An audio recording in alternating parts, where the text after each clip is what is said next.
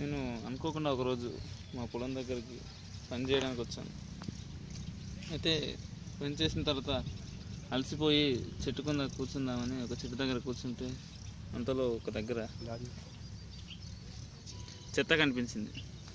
ఏంటా చెత్త అని దగ్గరికి వెళ్ళి చూస్తే అంతా దట్టమైన చెత్తతో నిండి ఉంది. దగ్గరలోనే ఒక సీసా కనిపించింది. ఏంటా సీసా అని చెప్పి ముందుగా కొద్దిగా భయంతో ఈ చెత్తను వెనక్కి తోసాను. ఒకవైపు భయం, మరోవైపు ఏమో ఏం దొరుకుతుందన్న ఆతృత. అయినా సరే సీసాను బయటికి తీయడానికి ప్రయత్నం చేశాను.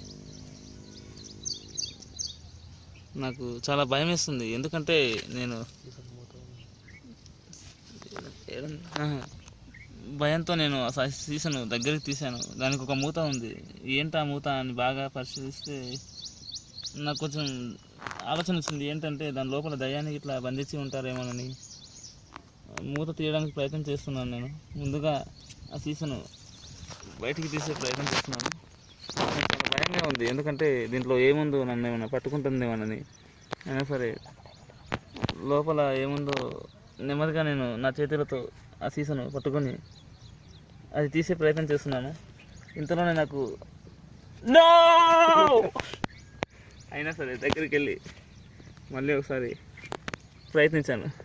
లోపల ఏముందని చూస్తే చింతపూతరా,